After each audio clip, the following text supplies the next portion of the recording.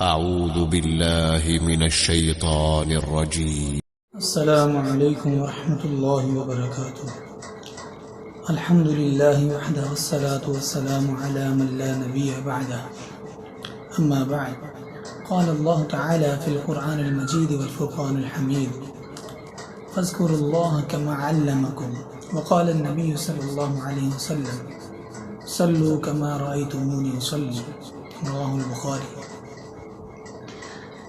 دوستو، ہمارا آج کا ٹاپک بہت ہی اہم ہے کہ صدیوں سے ہم نمازیں پڑھتے آ رہے ہیں، لیکن نمازوں کے اندر بہت بڑی ہم غلطیاں کرتے ہیں، اور اس ویڈیو کے اندر میں نے ان غلطیوں کی نشاندہی کی ہے جو ہماری غلطیاں ہیں، اور ہم نے ان غلطیوں کی اصلاح کرنی ہے۔ ہم جانے انجانے میں کر جاتے ہیں، ہمیں علم نہیں ہوتا کہ ہم وہ غلطی کر رہے ہیں، لیکن ہمارے اس غلطی کے کرنے کی وجہ سے ہماری نماز کے اندر کمی واقع ہوتی ہے۔ تو رسول اللہ صلی اللہ علیہ وسلم ایک بندے کو نماز پڑھتے ہوئے دیکھتے ہیں۔ اس بندے نے نہ رکوع صحیح کیا نہ سجود صحیح کیا، تو رسول اللہ صلی اللہ علیہ وسلم نے اس کو کہا: ارجع فصلی فإنک لم تصلی، جا کے دوبارہ نماز پڑھو۔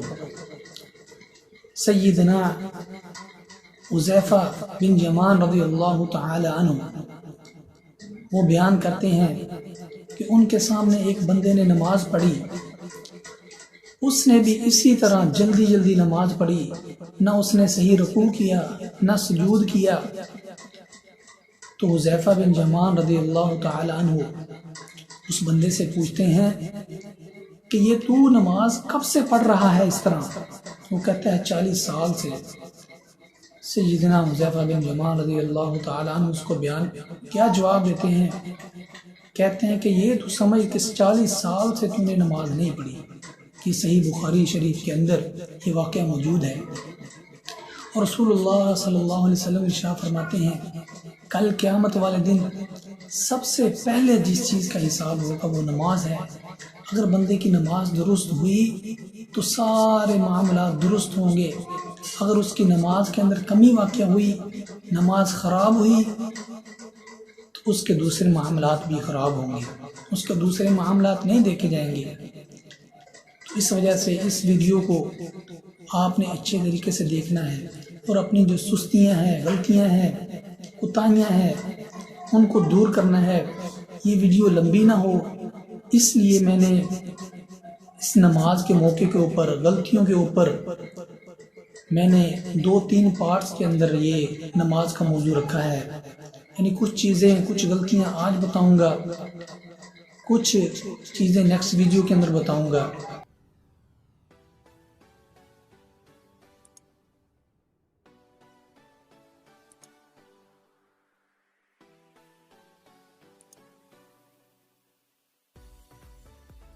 چلیں دوستو، اب چلتے ہیں اپنے اصل ٹاپک کی طرف۔ سب سے پہلے مسئلہ ہے ہمارا کھڑا ہونا۔ اکثر بھائی کھڑے ہوتے ہیں تو ان کے جو پاؤں ہوتے ہیں وہ سیدھے نہیں ہوتے، قبلہ رخ نہیں ہوتے۔ یہ نہیں کہ بندے کا صرف منہ قبلہ رخ ہو، جسم قبلہ رخ ہو، بندے کا ہر ایک اعضاء، پاؤں وہ قبلہ کے رخ ہونے چاہیے۔ سب سے بڑی غلطی ہم یہاں کرتے ہیں۔ نمبر 2 وہ یہ ہے کہ جب ہم نماز شروع کرتے ہیں، نماز شروع کرتے وقت ہم جب اپنے ہاتھوں کو اٹھاتے ہیں تو اس وقت بہت بڑی ہم غلطی کرتے ہیں۔ رسول اللہ صلی اللہ علیہ وسلم عبداللہ بن عمر رضی اللہ تعالی عنہ، صحیح مسلم کے اندر یہ روایت موجود ہے، وہ بیان کرتے ہیں رسول اللہ صلی اللہ علیہ وسلم جب نماز شروع کرنے سے پہلے اپنے ہاتھوں کو اٹھاتے، نماز شروع کرنے کے لیے اپنے ہاتھوں کو اٹھاتے تو اپنے دونوں کندھوں کے برابر اٹھاتے۔ اور صحیح مسلم کے اندر ایک اور روایت میں ہے رسول اللہ صلی اللہ علیہ وسلم اپنے دونوں ہاتھوں کو اٹھاتے، اپنے کانوں کی لو تک اٹھاتے۔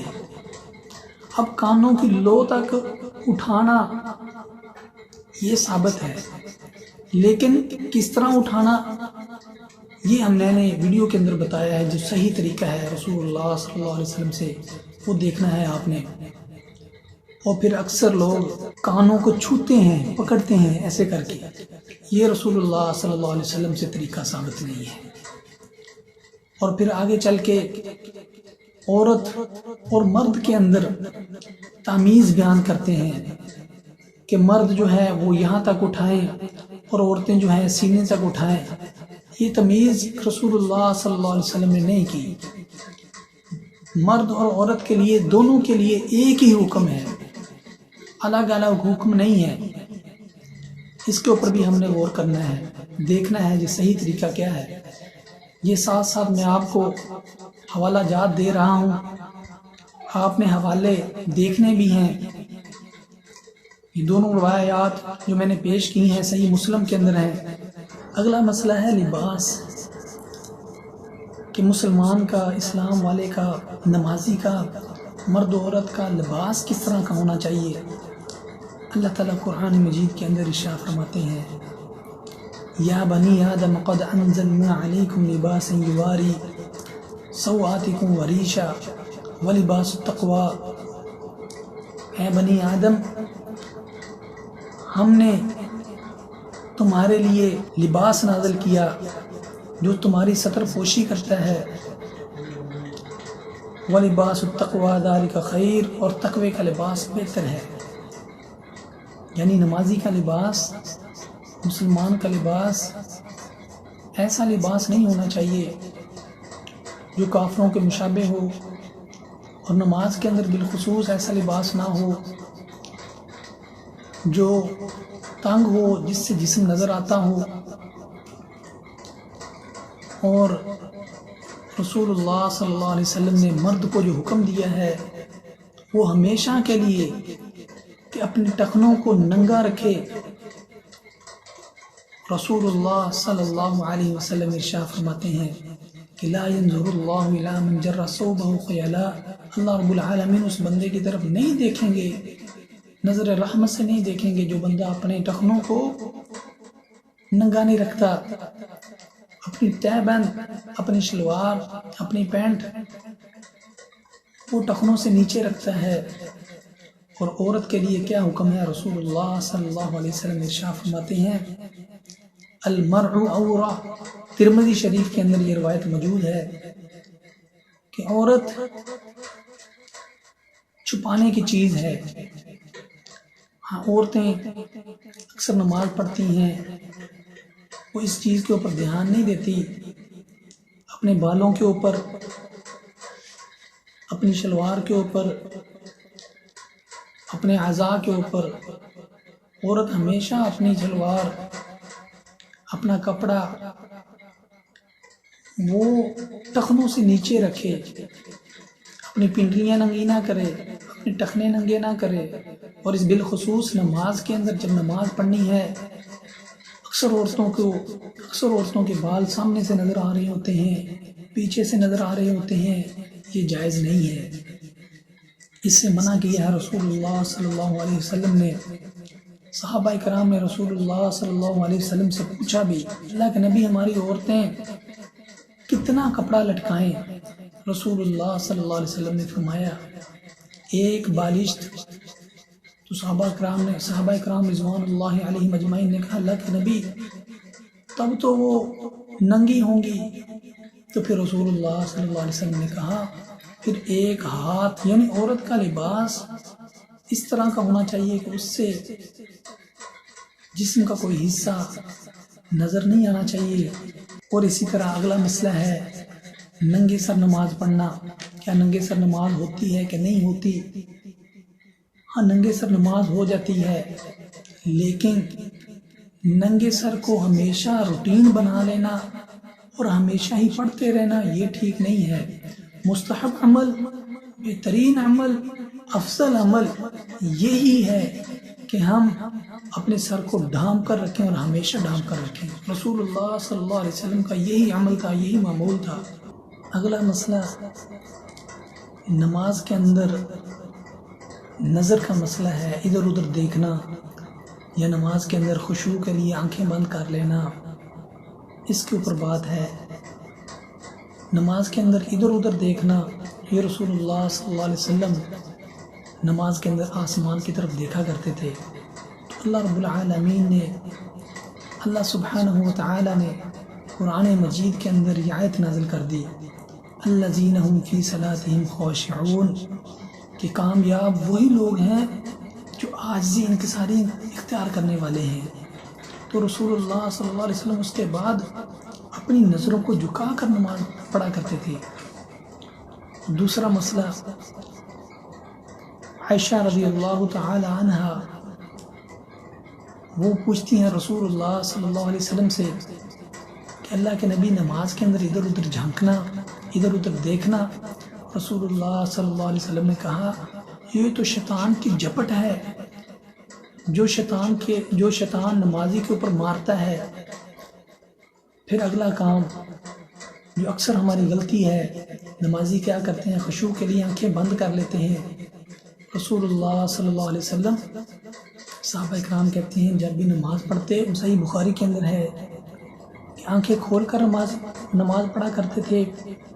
اور دوسرا کام، رسول اللہ صلی اللہ علیہ وسلم اپنی نظر کو سجدے والی جگہ پر رکھا کرتے تھے، نہ اوپر دیکھنا ہے، نہ سامنے دیکھنا ہے، نہ ادھر ادھر جھانکنا ہے، بلکہ اپنی نظر کو سجدے والی جگہ پر رکھنا ہے۔ آسمان کی طرف تو رسول اللہ صلی اللہ علیہ وسلم نے منع کیا ہے کہ تم آسمان کی طرف نماز کے اندر نہ دیکھا کرو، اس بات سے ڈرو کہ کہیں اللہ رب العالمین تمہاری نظر کو اچک نہ لے، واپس نہ لے لے۔ اس بات سے ڈرنا چاہیے، ہمیں بچنا چاہیے۔ اور اسی طرح ایک حدیث کے اندر آتا ہے، رسول اللہ صلی اللہ علیہ وسلم فرماتے ہیں کہ اللہ سبحانہ و تعالی اس وقت توجہ دیتے رہتے ہیں جب تک بندہ توجہ دیتا ہے نماز کے اندر۔ تو یہ بہت عام کام ہے۔ یا رب ہے دعا تجھ سے بس اتنا بھلا کرنا، ہر ایک سے محشر میری معاف عطا کرنا۔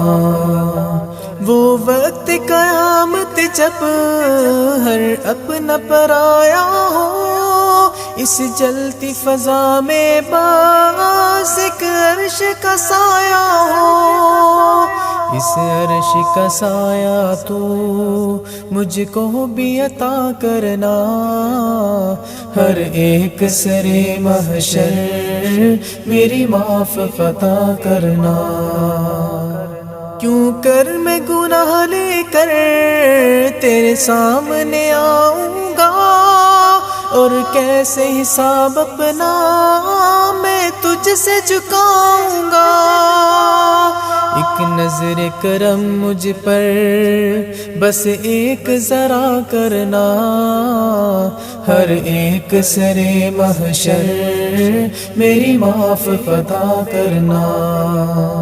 ایک جام ہے کوثر کا جو پیاس مٹاتا ہے، ایک نام محمد ہے جو آس جگاتا ہے۔ یہ آس کبھی میرے دل سے تو نہ جدا کرنا، ہر ایک سرے محشر میری معاف عطا کرنا۔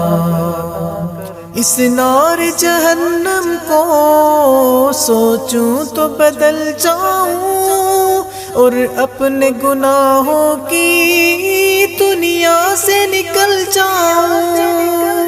توفیق مجھے یا رب اتنی تو عطا کرنا، ہر ایک سرے محشر میری معاف عطا کرنا۔ اے رب تیری دنیا سے بڑھ کر تیری جنت ہے، اور تیرے غضب سے کہیں بڑھ کر تیری رحمت ہے۔ رحمت کی میرے یا رب بس ایک نگاہ کرنا، ہر ایک سرے محشر میری معاف عطا کرنا۔ جب ساتھ نہ ہو کوئی اور قبر اندھیری ہو، ایک شمع امید کرم ہو دل میں تو تیری ہو، اس قبر کو پھر روشن اے میرے خدا کرنا، ہر ایک سرے محشر میری معاف خطا کرنا۔ اے رب تیری دنیا سے بڑھ کر تیری جنت ہے، اور تیرے غضب سے کہیں بڑھ کر تیری رحمت ہے۔ رحمت کی میرے یا رب بس ایک نگاہ کرنا، ہر ایک سرے محشر میری معاف خطا کرنا۔